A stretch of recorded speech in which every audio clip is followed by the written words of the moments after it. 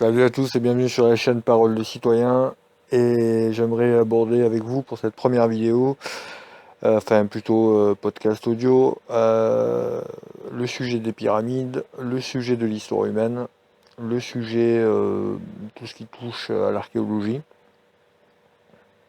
pour exprimer mon avis et dire ce que je pense sur certaines vidéos YouTube.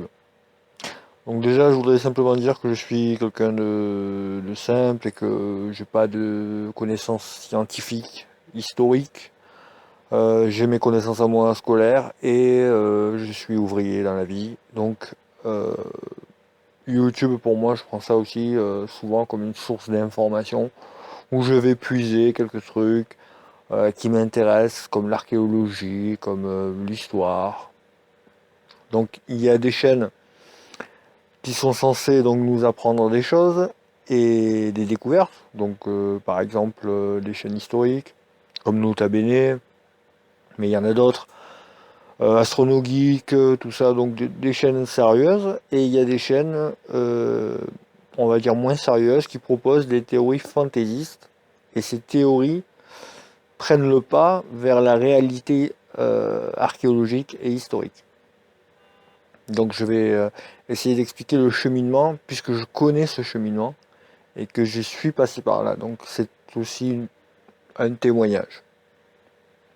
Donc premièrement, quand j'ai commencé à m'intéresser aux pyramides, je dois dire la vérité, j'avais jamais ouvert un bouquin d'histoire, j'avais jamais ouvert un bouquin sur exactement qui avait créé la pyramide. Pour moi, c'était des esclaves avant qu'on sache, donc c'était des ouvriers. Pour moi, je voyais ça comme le travail des Égyptiens sans trop me poser des questions. Puis je suis tombé sur un documentaire qui s'appelle La Révélation des pyramides, que je pense que tout le monde connaît.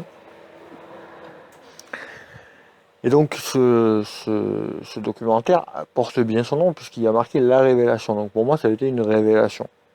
Et à partir de ce documentaire, tout un tas de choses en fait sont venues se greffer à moi et tout un tas d'autres documentaires. Donc à partir d'un simple documentaire sur les pyramides, on peut partir sur 20 théories différentes. Donc je vais rester sur juste la révélation des pyramides, Jacques Grimaud et Patrice Pouillard. Donc pour commencer, quand on regarde le documentaire, il y a des choses vraies et pas des choses qui sont archi fausses. Voilà. Donc je vais balayer ce qui est vrai parce qu'on le sait tous. Par contre, ce qui est faux, comme quoi la théorie des Atlantes, pour moi c'est une théorie fumeuse, mais je vais y aller après parce que j'ai découvert des chaînes YouTube qui justement montrent que c'est n'importe quoi aussi. Il faudrait plus de précision en tout cas. Alors on parle beaucoup de langage hermétique, on parle beaucoup de pouvoir surnaturel, de trucs, mais en fait euh, tout ça c'est fait pour tourner en rond. En fait on tourne en rond avec tout ça et en fait on se fait un sac de nœuds nous-mêmes. Donc déjà je commence avec les pyramides et ce qui ne va pas dans la théorie de la révélation des pyramides, peut-être même Pyramide K ou peu importe quel documentaire. Avant aussi de développer, excusez-moi, j'ai du mal à formuler ce que je veux dire, donc en fait je peux venir, revenir, partir sur un sujet, je sais. Le problème, c'est que les livres officiels et même l'histoire officielle, c'est compliqué. C'est-à-dire quand on nous dit les pyramides sont des tombeaux, bon moi à première vue, un scientifique, un historien, un archéologue va nous dire oui c'était le tombeau de Khéops, la Grande Pyramide par exemple. Moi je me pose des questions. Je me dis mais pourquoi il n'y avait pas de peinture dans cette pyramide? Pourquoi les tombeaux des rois étaient si décorés? Et pourquoi dans cette pyramide non? Alors on m'a expliqué, on m'a dit oui mais la pyramide était fermée, il y avait sûrement des objets à l'intérieur qu'on a dû euh, voler, piller. Mais pour moi ça explique pas l'origine de la pyramide. Sachant que par contre, euh, que la pyramide soit positionnée bien sur le nord, qu'elle fasse par des dimensions pi, ou qu'il y a le nombre d'or, bon, effectivement, on peut trouver ça extraordinaire, mais après avoir dit ça, qu'est-ce qu'on peut dire? À part que peut-être que les Égyptiens avaient des connaissances mathématiques, et franchement, ce serait vraiment pas étonnant qu'à l'époque, toute cette science était connue. Après, comment ils ont fait la pyramide, moi, je ne vais pas partir sur des théories, je pense qu'ils l'ont faite. Ce sont des êtres humains qui ont transporté des pierres et taillé des pierres et qui nous ont posé. Après, comment, pourquoi? Mais moi, j'aimerais savoir plus le pourquoi que le comment, en fait. Parce que comment on a construit une pyramide, moi, j'imagine que l'humanité devait penser différemment de nous aujourd'hui. Aujourd'hui, on est au 21e siècle avec nos cerveaux à nous, on pense comme on travaille 35 heures, qu'on se repose le dimanche. Enfin, travailler pour quelque chose de haut, comme ceux qui ont créé des grandes églises ou des cathédrales. En fait, je pense que c'est religieux. On peut dire ça. On peut dire que les pyramides, il y a un côté religieux, on trouve. Pourquoi monter un édifice, si ce n'est peut-être pour montrer sa gloire aussi. Donc ça, c'est la question, c'est le pourquoi. Moi, j'aimerais savoir pourquoi avoir fait des pyramides. Si celle de Khéops est la plus grande alors que le fils est Mykérinos, pourquoi est-elle plus petite? Pourquoi y a-t-il des pyramides satellites? À quoi servent-elles? Voilà, toutes ces questions, moi j'aimerais avoir des réponses euh, classiques d'un historien qui me dit non mais il n'y a pas de secret. Il n'y a pas de secret de ça, il n'y a pas de secret de telle chose. Or, ce que je reproche aux documentaires entre guillemets non officiels, c'est qu'en fait ils posent tellement de points d'interrogation partout que nous, en même temps, en tant que personne avec un raisonnement normal. C'est vrai qu'on est là en train de se dire, mais pourquoi c'est vrai? C'est pas bête. Comment ils ont pu faire la pyramide? C'est pas possible. Des millions de blocs pesant 60 tonnes. Et du coup, à partir de là, on va faire tout un tas de théories dans ce film. Donc je reviens sur LRDP, en passant sur des civilisations qui n'ont rien à voir les unes des autres, en disant que oui, mais c'est peut-être la civilisation Atlante, ou avec des formes d'outils supérieurs, avec des mecs comme Chris Dunn, qu'on retrouve d'ailleurs dans Alien Theory. Si vous cherchez Christopher Dunn, vous le retrouvez dans Alien Theory ou dans des trucs comme ça.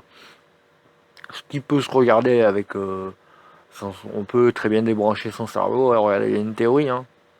Maintenant, si on croit à Alien Theory, bon, ça, c'est d'autres croyances, mais je vois tellement de trucs sur YouTube que ça m'étonne pas. Donc pour moi, première chose à faire quand on regarde un documentaire, ce sera mon conseil pour ceux qui croient toujours à la révélation des pyramides, ceux qui sont persuadés qu'il y a une civilisation atlante, ceux qui sont persuadés, je vais vous demander de faire une chose. Et vraiment de le faire, sincèrement, si vraiment vous voulez essayer de voir autre part. Première chose, écoutez donc la vidéo de Jacques Grimaud, conférence à Nice.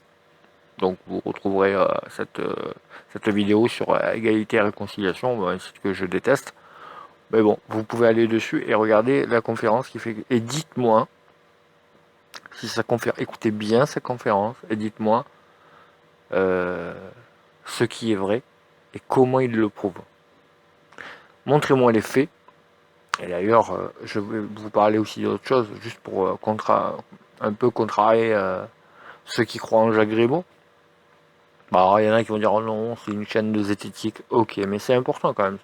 Je voudrais juste rappeler que La Tronche en Biais, par exemple, une chaîne donc de zététique, donc une chaîne en fait qui vulgarise pardon, la science, qui nous permet d'avoir une approche scientifique sur des choses. Et puis, il faut être critique.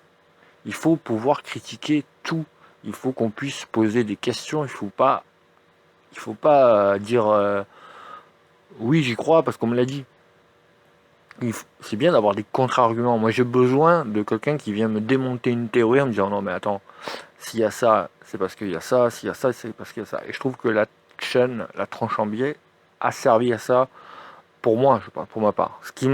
Elle m'a servi à découvrir qui était Jacques Grimaud. Vous allez dire, on aurait pu le savoir avant, certes, Mais pour moi, j'ai regardé la révélation des pyramides, j'ai regardé Gizeh 2005, et puis j'ai commencé à regarder des conférences de Jacques Grimaud, et chaque conférence que je regardais, je me posais des questions, je me disais, mais qu'est-ce qu'il veut dire par là? Pourquoi il parle de ça alors que ça n'a rien à voir? Et comment, quelles sont ses preuves en fait?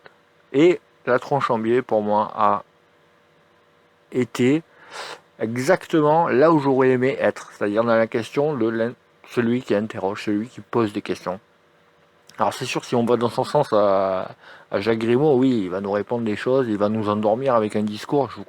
D'ailleurs, regardez ce qu'il a dit sur Nouréa TV, une chaîne où on dit tout, enfin, une chaîne, je vous regardez par curiosité, mais c'est intéressant de regarder, c'est intéressant de savoir ce que les gens peuvent croire.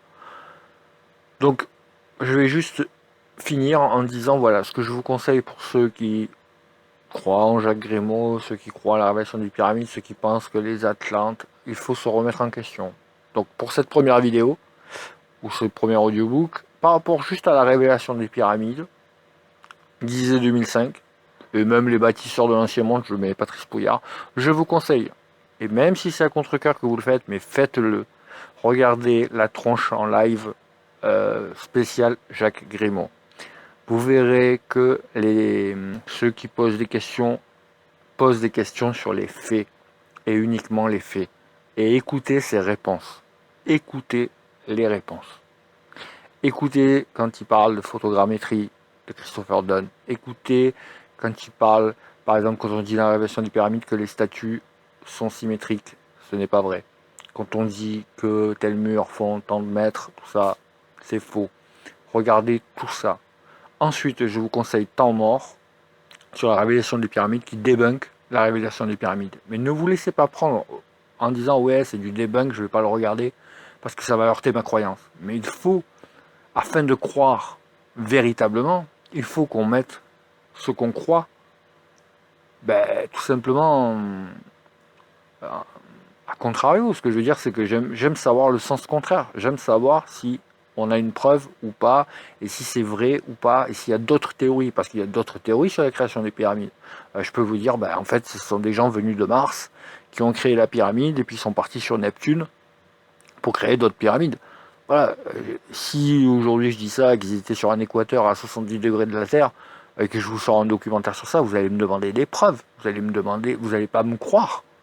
Donc voilà, je vous demande juste un travail d'autocritique. Je vous remercie, je vous dis à pour une prochaine vidéo. Excusez-moi du ton, merci.